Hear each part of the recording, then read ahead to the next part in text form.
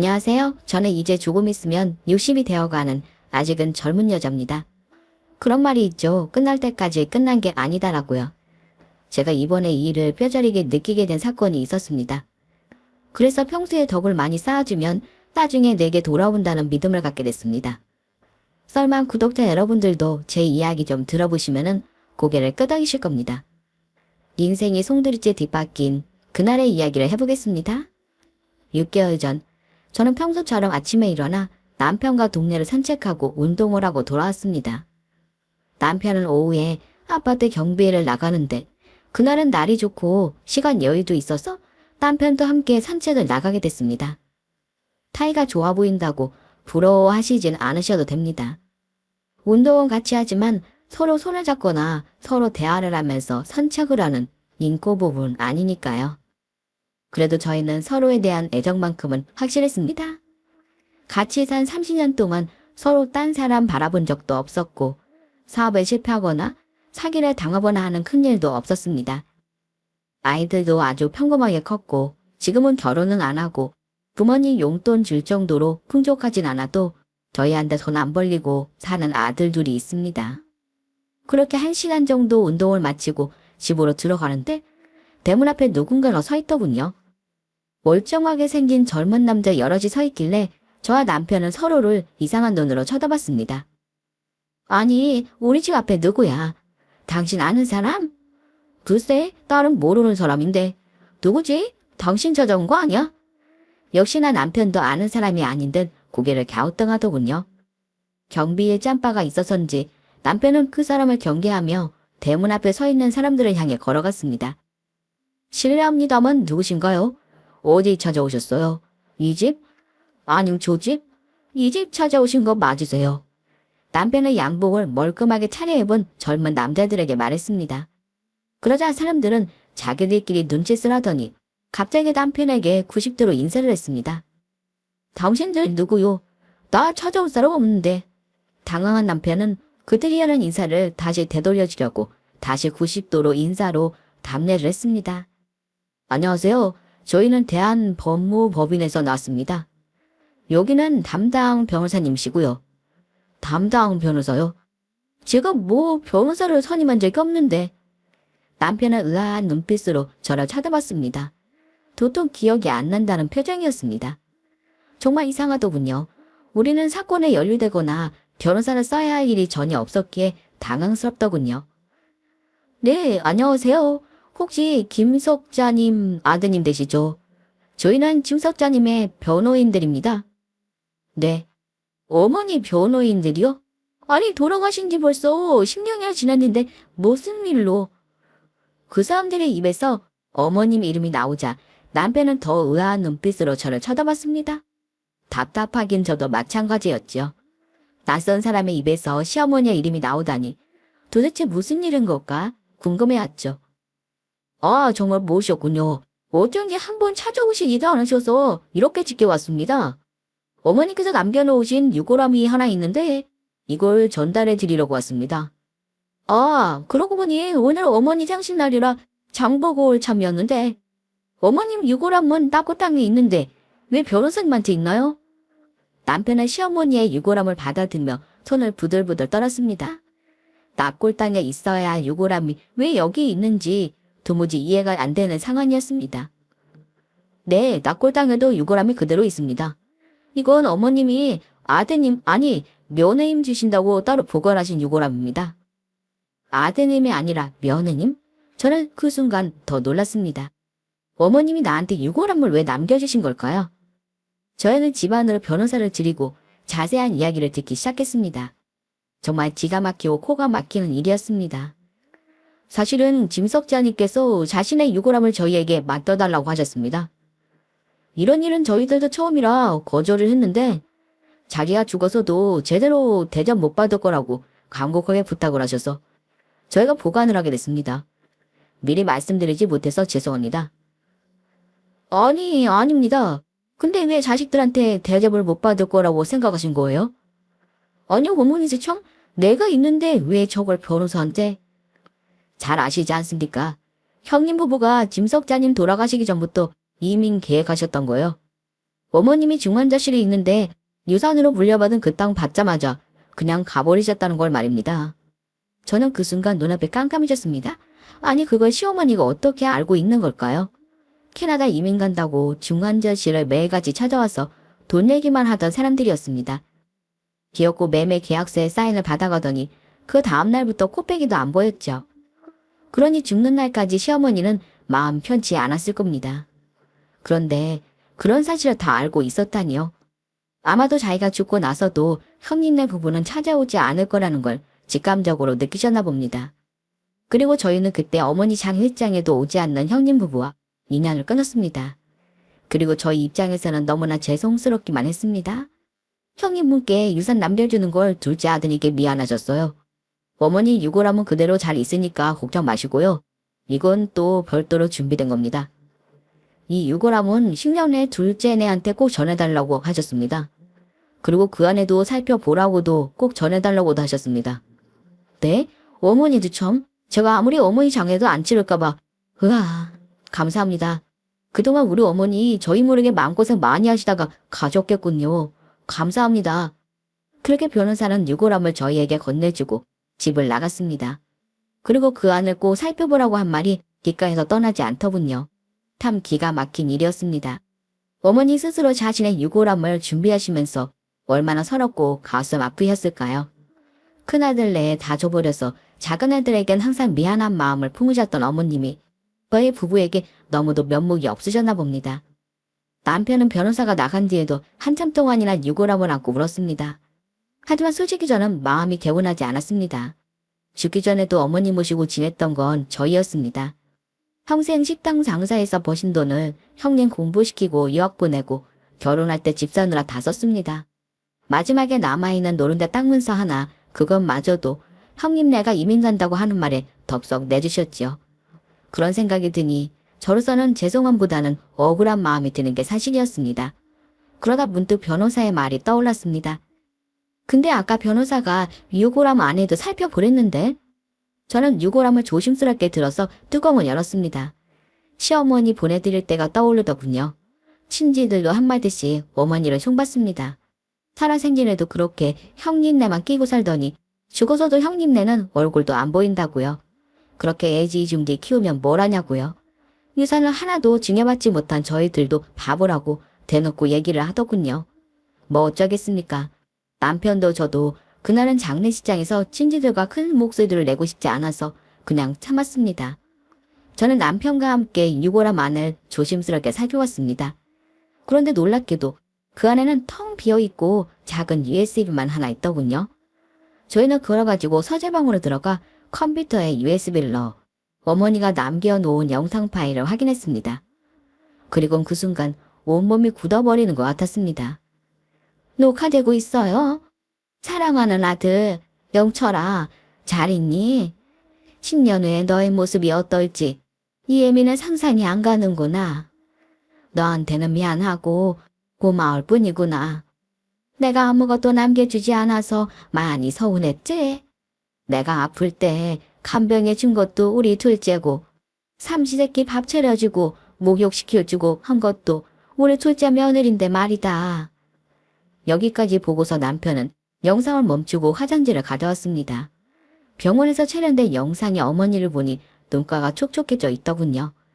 기운이 없어 보이는 모습도 안타깝게 그지없었습니다. 저 또한 10년 만에 시어머니 모습을 보니 마음감이 교차하더군요. 이렇게까지 영상을 남겨놓은 이유가 더 궁금해져 갔습니다. 영식이는 옛날부터도 욕심이 많은 아이였단다. 그래서 이 애미가 안 해줄 수가 없었지. 결국 한국에서 자리를 못 잡고 이민까지 가겠다고 하니 이 애미가 마지막이란 심정으로 노른자 땅을 넘겨준 거란다. 알잖니? 애미도 속으로는 안 해주고 싶었다는 걸 말이야. 근데 그 녀석은 재산 목록도 다 알고 있고 내 도장도 가지고 있단다.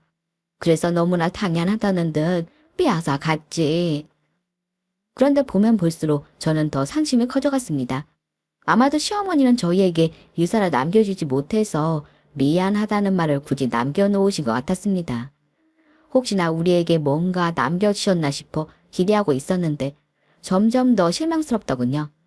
저희는 욕심을 버리고 남은 영상을 천천히 바라봤습니다. 나는 알고 있단다. 내가 죽었을 때 만약 너한테 유산을 남겨줬다면은 그것도 영식이가 가만두지 않았을 거라는 걸 말이야. 뭐든 빼앗고도 남을 아이 아니니. 반대로 너희는 너무 순해서 아마도 내가 받은 유산도 다 주고 말았을 거고. 그래서 이 애미가 정말 고민이 많았지. 어떻게든 영철이한테도 남겨주고 싶은데 말이다. 그래서 고민하다가 며칠 전 변호사와 상담을 했단다. 내 재산이 대부분 부동산 아니겠니? 그러니 첫째도 내 이름으로 된 재산을 쉽게 알아볼 수 있을 것 같았거든. 그래서 제일 안전한 걸로 10년 펑 묵혀두면 좋을 재산이 뭐가 있겠나 싶었지. 변호사는 그래도 금이나 미국 채권은 제일 안전할 거라고 추천하더구나. 금이나 미국 채권 얘기가 나오자 남편이 저를 쳐다보더군요. 눈이 동그래져 있었습니다. 사실 그때부터 저도 심장이 뛰기 시작하더군요. 어머니 말씀이 정말 다 맞았습니다. 형님네는 어머니한테 있는 모든 부동산 목록을 다 알고 있었고 그걸 결혼 목록으로 빼가고 사업한다고 빼가고 이민 간다고 빼갔으니까요. 나이 드신 분들이 부동산 말고는 투자할 줄 모른다는 걸 형님은 너무나 잘 파악하고 있었습니다. 게다가 저희한테 그 부동산을 하나 넘겨줬다고 해도 저희들은 형님네가 이런저런 핑계를 대면은 아마 그냥 넘겨줬을 가능성이 컸죠. 실제로 제주에 있는 작은 맹지를 시어머니가 주셨는데 그거 아무 쓸모도 없다고 재산세만 내야 하는 거라면서 아는 사람 있으니까 싸게 팔려고 하더군요. 우리는 고민 끝에 그 땅을 결국 형님이 소개해준 분에게 팔았습니다. 그런데 나중에 알고 보니 그 땅 주변에 대형 골프장이 들어서면서 개발이 됐고 형님은 이중 계약서를 써서 저희가 받은 돈의 몇 배를 그 사람한테 받아 챙겼더군요. 참 기가 막힌 사람이었습니다. 근데 참 신기한 게 저희한테는 그렇게 수완 좋게 다 가져가 놓고는 결국엔 다 망했다는 겁니다. 가져간 돈으로 사업을 하면 얼마 안 가서 다 부도가 났죠. 그놈의 욕심이 문제였습니다. 투자를 너무 공격적으로 했지요. 그러니 시어머니도 답답해했습니다. 밑빠진 독에 물 붓기도 아니고 왜 그런지 이해가 안 되더군요. 어찌됐든 다시 저희는 들뜬 마음으로 영상을 재생했습니다. 그래서 내가 가진 현금 5억으로 금을 살까 주식을 살까 고민이 많았지. 근데 아무래도 금은 보관하기가 어려울 것 같고 주식이나 채권은 잘 알지 못해서 고민이 되더구나. 어쩔 수 없다는 생각으로 결국 부동산을 사고 말았지. 누구 명의로 사줘야 하나 세금 관계도 있고 해서 고민이 많았는데 며느리 이름으로 땅을 사두었단다. 우리는 여기까지 듣고는 너무 놀라서 입을 틀어막았습니다. 며느리라고 하면 바로 나였으니까요. 아니 세상에 내 이름으로 땅을 사두셨다니요. 그런데 참 이상하기도 했습니다. 어떻게 그동안 재산세도 나오지 않았을까요? 그래서 우리는 전혀 모를 수밖에 없었습니다. 여보, 이게 어떻게 된 걸까? 아니 내 이름으로. 어머니 진짜 대단하시다. 형님네도 나는 예상도 못하셨을 거야. 재산을 남겨둬도 당신한테 줬을 거라고 생각했겠지. 그래서 매번 당신한테 전화하셨잖아. 그러게. 근데 어떻게 재산세도 나오지 않았을까? 지금까지 그 땅은 누가 관리하고? 저희의 궁금증은 더 커져만 갔습니다. 그야말로 심장이 터질 것 같더군요. 시어머니를 지읒정성 모셨지만 저 사실 그동안 한 번도 뭘 바란 적 없었습니다. 똥기저귀 갈 때 시어머니가 울면서 제 손을 잡으신 적이 있었어요. 미안하다고 본인이 해줄 수 있는 것도 없고 이렇게 늙은 시엠이 잘 챙겨줘서 고맙다고 말이죠. 딸도 아니고 며느리한테 자신의 치부를 드러낸 것 같아서 본인도 얼마나 속상하셨을까 싶어서 저도 같이 울었던 적이 있었습니다. 돌아가시기 전날까지도 저한테 전혀 내색도 한 번 없으셨는데 저희는 다시 집중해서 명상을 재생했습니다. 우리 며느리 김정희, 지금부터 내가 하는 얘기 잘 들어주길 바란다. 내가 사놓은 거기엔 경기도에 한 폐가란다. 듣기로는 10년 후쯤이면 지하철이 들어오지 않겠나 싶은 위치였지. 신도시가 건설될 수도 있다는 그 말에 나는 그 땅을 그냥 사고 말았단다. 부동산 쪽으로 잘 아는 지인이 소개시켜준 건데 조건이 좋더구나. 그 폐가를 누군가가 고쳐서 10년 정도 살게 해주면은 세금 문제는 해결이 될 거라고 했지. 그 사람들은 10년 후에 나가는 걸로 계약을 했지. 폐가를 고쳐서 펜션을 한댔는데 10년 후에는 어떨지 모르겠구나. 어찌됐든 거기 부동산 1,000평은 우리 며느리 거다. 정이 거. 아니, 너는 내 딸이나 다름없다. 알지? 미안하구나, 울어서. 아마 신도시가 건설됐다면은 20배 이상은 뛰었을 거고, 아니면은 그 땅을 담보로 펜션을 수리해서 너희들이 운영을 해도 되고, 대신 절대 용철이한테는 말하지 말고, 이 늙은 시애미 미울 법도 한데, 친정엄마처럼 살갑게 대해줘서 고마웠어. 내가 해줄 수 있는 게 이런 것밖에 없어서 미안하네. 평소에 더 잘해줄걸. 지금은 너무 후회하고 있지. 명품백 하나 사주지 못하고 맨날 일만 시켰으니. 시어머니는 말을 하는 중간중간에 울먹거렸습니다. 며느리한테 딸이나 다름없었다고 고마웠다고 하는 말을 들으니 저 또한 가슴이 울컥해지더군요. 남편도 결국 눈가가 빨개져서 울고 있었습니다. 내가 이럴 줄 알았다. 우리 엄마가 당신한테 죄 많이 지었다고 생각했는데 마지막에 이렇게 우리한테 큰 복을 주시네. 정작 나는 어머니한테 못해준 것만 기억나는데 딸처럼 생각해 주셔서 너무 감사하네. 뭘 못해줬다고. 당신이 그 똥기저귀 가면서 불평 한마디 안 하는 거 보고 나도 놀랐어. 자기 부모였어도 힘든 일이라고 다른 요양보호사님들이 말하더라고. 그때 내가 더 세심하게 당신 챙겼어야 했는데 그러지 못해서 나도 너무 미안했지. 어머, 당신도 이제 철이드나 보네. 이렇게 칭찬만 들으니 민망하구만. 알면 됐어. 알면 됐어. 앞으로 나한테 잘하라고. 저 땅 내 거니까. 당연하지. 당연히 당신 땅이지. 나 하나도 욕심 없어. 내가 우리 사모님 잘 모시고 살 거야. 걱정 마. 남편과 오랜만에 웃으면서 대화를 나눴습니다. 정말로 제 이름으로 천평의 땅이 있다는 게 믿어지지 않았습니다. 살다 보니 이런 일도 다 생기는가 싶었지요. 정신을 차리고 저희는 연락처를 남겨준 변호사에게 전화를 걸어서 더 자세한 주소를 알아냈습니다. 어떤 땅일까 경기도 외곽지라고 한다면은 지금쯤 어떻게 변했을까 가슴이 설레더군요. 사실 시어머니가 돌아가실 때 저희에게도 땅을 하나 더 남겨주셨었습니다. 그거 주실 때 이상하게도 어머니는 미안해 하셨던 기억이 있습니다. 왜 그러실까? 땅이 그렇게 안 좋은 땅인가 싶었지요. 그 땅은 노지에 각도 안 나가는 땅이었습니다. 그런데 정말 어이없게도 형님네가 그 땅을 담보로 벌써 대출을 많이 받아놓은 상태였습니다. 저희는 그 땅의 대출을 갚는 대신에 그 땅을 포기하고 말았습니다. 형님네에는 그것마저도 못마땅하다는 표정이었죠. 시어머니는 그것 또한 예상을 하셨던 모양이었습니다. 우리 이러지 말고 다시 변호사한테 전화해보자. 그 땅은 어떻게 됐는지 변호사님은 알고 계실 거야. 남편과 저는 변호사한테 전화를 걸었습니다. 그리고 이 길고 긴 내막을 알게 되었습니다. 그 내막도 참 기가 막히더군요. 안녕하세요, 사모님. 어머님이 남겨주신 영상 잘 보셨나요? 시어머님이 참 현명하세요. 저희가 그때 여러 가지 추천을 해드렸었는데 마지막에 며느리님 명의로 해주시겠다고 하셨을 때 저희들도 깜짝 놀랐죠.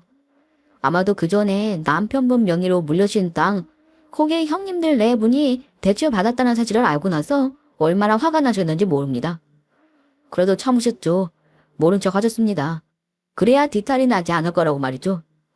저희 어머니가 상년지명이 있으셨나 봐요.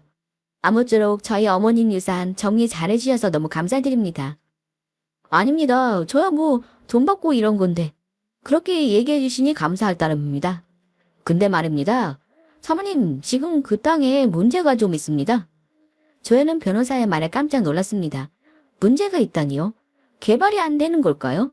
아니면 그 폐가를 고쳐서 지내던 분들이 안 나가고 있는 걸까요? 문제가 있을 게 있나요? 무슨 일인가요? 남편은 전화기를 빼었더니 변호사에게 말하더군요. 혹시 그 형님이 그걸 눈치챈 거 아니에요? 나 진짜 이번 것까지 형님이 대출 받으셨거나 손댔으면은 이번엔 정말 가만 안 있을 겁니다. 남편의 말에 저도 갑자기 열불이 나더군요. 형님이 또 그런 짓을 했다면은 정말 인간도 아니란 생각이 들었습니다. 사장님 고정하세요. 그건 아니니까 걱정 마세요. 제가 말씀드리려고 한 거는 오히려 그 반대입니다. 좋은 소식인 거예요. 제가 괜히 문제라고 해서 오해하셨나 보네요. 네? 좋은 소식이요? 그게 뭘까요? 저와 남편은 서로를 쳐다보면서 눈빛을 교환했습니다. 좋은 소식이 뭐가 있을까 싶었지요. 어찌됐든 형님하고만 관계가 없다고 하니 한편으로는 다행이란 생각이 들었습니다. 그게요? 거기 이제 개발될 건데요. 가격이 무려 10년 전보다 20배 이상은 올랐습니다. 그래서 세금이 어마어마하게 나올 거라서 말씀드리는 겁니다. 20배요? 세금이요? 당연히 기쁘게 내야죠. 세금 무서워서 땅 안 팔겠습니까? 저희 그 땅 무조건 팔게요. 걱정 마세요. 저희는 20배나 가격이 올랐다는 말에 놀라서 소리를 부둥켜 안았습니다. 세금 문제가 걱정이라고 하셨는데 저희는 그것만으로도 너무 기쁘더군요. 얼마나 올랐기에 그런 걸까요? 상상만 해도 너무 기분이 좋아서 눈물이 날 것 같았습니다. 변호사님 정말 감사드립니다. 좋은 일 하셔서 복 많이 받으실 거예요. 이전부터 저희 어머니 재산 잘 지켜주신 것도 너무 감사드립니다. 이번에도 잘 부탁드립니다. 그럼요. 제가 최대한 세금 적게 나오도록 알아보고 좋은 가격에 매매할 수 있게 도와드리겠습니다. 제가 변호사라서가 아니라 권선징악이나 정의구현의 진심인 편인데요. 이번 일로도 제가 너무 뿌듯했습니다. 어머님도 참 현명하시다는 생각이 들고요. 네, 감사합니다. 어머니 돌아가시고 나서 한때는 원망할 때도 있었어요. 우리가 그렇게 잘해드렸는데 결국 남는 건 없다고 생각했으니까요. 그런데 이렇게 큰 행운이 올 줄은 예상도 못했습니다. 네, 그래서 끝날 때까지 끝난 게 아니다라는 말이 맞는 것 같습니다. 지금 형님네는 어떻게 지내는지 혹시 아세요? 저희는 변호사와 말을 하다 말고 형님이 캐나다에서 어떻게 살고 있나 궁금해졌습니다. 지난 10년 동안 어머니 제사 때에도 오지 않았던 사람들이죠. 그러니 자연스럽게 연락조차 안 하고 지냈습니다. 아니요, 저희는 잘 모릅니다. 형님이 그때 캐나다 갈 때도 저희한테 그랬거든요. 너희는 영악하지 못해서 평생 누구한테 뺏기고 살 사람들이라고. 그러니까 정신 차리고 살라고요. 우리 거 빼앗은 게 누군데 저희 보고 바보라고 하니 어이가 없더군요. 그러시군요. 제가 어머니의 유언에 따라서 정산을 하나 다 받아야 하는 게 있어서 형님분에게 전화를 드렸는데 없는 번호라고 뜨더군요. 수상을 해보니까 아니 글쎄 사업 망해서 이혼했더라고요. 지금은 정부 지원을 받으면서 노숙자 센터에서 있다고 합니다. 변호사의 말에 남편의 눈은 더 커졌습니다. 형님한테 그동안 당한 건 억울하지만 사업 망해서 인생이 나락까지 떨어졌다고 하니 만감이 교차하는 모양이었습니다. 저도 옆에 있다가 괜히 남편의 눈치를 보게 되더군요. 우리는 못해도 100억이 넘는 유산이 생기는데 형님은 타지에서 혼자 노숙자 센터라니요. 남편은 마음이 흔들리는 모양이었습니다. 우리가 받은 걸 또 형님한테 주자는 말이 나올 것 같아서 저도 긴장이 되더군요. 사장님, 혹시 형님분이 안쓰러우세요? 그렇다고 그 유산을 다시 형님 주실 건 아니시죠? 제발요. 그건 제가 이 변호사직을 걸고 맡겠습니다. 어머니도 그걸 원하진 않으실 겁니다. 그래도 핏줄이 무서운 거잖아요. 우리 말 호의호식 할 수 없죠. 우리 남편도 너무 착한 사람이라 큰일이세요. 저도 답답한 마음이 들었습니다. 다시 또 유산을 형님네와 반반 나누자는 말이 나올 것 같았습니다. 변호사님이 막아준다고 해도 한계가 있을 테니까요. 그렇다면 마지막으로 그때를 말씀드릴까요? 이 이야기까지 들으시고 결정하셔도 늦지 않으실 테니까요. 그 당시 어머니가 돌아가시기 일주일 전쯤이었을 거예요. 갑자기 뭔가 생각이 났다면서 어머니께서 저한테 전화를 하셨죠. 어머니는 많이 아픈 상태셨지만은 가족들의 사진을 보고 싶다고 말씀하셨어요. 정말 슬픈 얘기지만 어머님은 좋은 핸드폰을 가지고 있었음에도 불구하고 가족 사진이 한 장도 없었던 겁니다. 특히 첫째 형님네 사진은 말이죠. 사장님의 사진도 많지는 않으셨습니다. 아마도 며느님께서 손자 사진을 많이 보내셨던 모양인지 폰잡은 얼굴만 많이 있었지요. 그래서 저한테 한 가지 부탁을 하시는 겁니다. 애들 사진을 가져다 달라고요. 자신이 죽으면 그 사진들을 유골함에 같이 넣어 달라고까지 하셨습니다. 그러면 죽어서도 마음이 따뜻할 것 같다고요. 여기까지 듣는데 어머니가 그동안 얼마나 외로우셨을까 눈물이 흐르더군요. 아무리 내리 사랑이라고 해도 손자보다야 아들 얼굴이 더 보고 싶으셨겠죠. 그런데 옛날 마인드를 가지고 있는 우리는 가족끼리 쑥스럽다는 이유로 사진을 보내지 않아졌습니다. 기억이 나네요. 변호사 사무실에 직원분께서 전화를 주셨었죠? 사진 좀 달라고요. 가족사진 말고 아들 며느리 얼굴만 있는 사진으로 말이죠. 그래서 저희는 사진관에 가서 환하게 웃는 모습을 찍었습니다. 어머니 유골함에 들어간다고 생각하니까 저희는 어머니가 밝은 모습으로 우리를 기억해 주길 바라는 마음에서 말입니다. 네, 맞습니다. 그때 어머님이 그걸 보고 한참 우셨었죠. 아들이 너무 늙은 것 같다고, 옛날 남편 얼굴하고 너무 닮았다고 말입니다. 그런데 형님네는 어땠는지 아시나요? 당연히 어머니한테 사진을 보내셨겠죠. 평소에도 형님네는 가족사진이든 뭐든 많이 찍는 걸 좋아했고 그런 걸 내세우는 걸 좋아하셨으니까요. 저는 당연히 형님네도 자신들의 사진을 시어머니한테 보냈을 거라고 생각했습니다. 어렵지도 않은 일이었죠. 그런데 제 대답에 변호사님은 씁쓸한 미소로 지으시더군요. 네, 그럴 줄 알았지만 큰 아드님의 아내분께서는 미고람에 자신들의 사진을 왜 넣느냐고 소름 끼친다고 타프니가 적당히 둘러대달라고 하셨었습니다. 네? 소름 끼친다고요? 아니 그게 무슨 말이에요? 유골함에 넣는 게 왜? 도무지 이해가 안 되네요. 형님네는 남들한테 자랑하기 위해서 사진을 많이 찍는 사람들인데 그 많은 사진들 중 하나를 골라서 보내기만 했어도 될 텐데 거절을 했다는 건가요? 네, 그렇습니다. 제가 지금도 똑똑히 기억을 합니다. 유골함에 사진을 넣는 게 소름 끼친다고 말입니다. 그래서 저도 좀 화를 냈었는데 저한테 욕을 하더니 변호사는 남이 시키는 일만 하면 되는 직업 아니냐면서 끼어들지 말라고 하더군요. 돈 많은 늙은 양반 옆에 있으니까 저보고 돈독이 올랐냐고 사진 몇 장 보내달라고 하는 그런 요구까지 들어줘야 하냐고 말입니다. 변호사는 한숨을 푹푹 쉬면서 그때의 일을 얘기했습니다. 정말 기가 막힌 일이었죠. 변호사한테까지도 막말을 서슴지 않았다니요. 사진 몇 장 보내는 게 어렵다고 소름 끼친다는 말까지 하다니요. 도무지 저희 머리로서는 이해가 안 갔습니다. 그런 얘기를 듣더니 남편은 더 복잡해졌는지 손으로 얼굴을 비비더군요. 소름이 끼친다는 게 무슨 뜻인지 지들은 이제 이민 갈 돈 챙겼으니까 더 이상 어머니한테 사진 한 장도 보내줄 수 없다는 뜻이었을까요? 변호사님, 그냥 형님네 조금 나눠줄까 생각했는데 저 그런 생각 절대 안 하겠습니다. 그러니 걱정 마세요.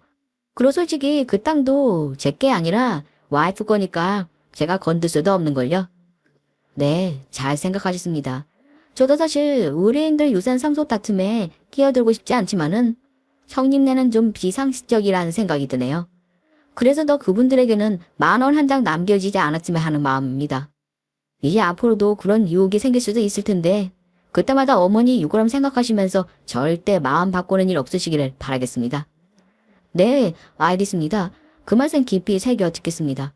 변호사와의 긴 통화는 그렇게 끝이 났습니다.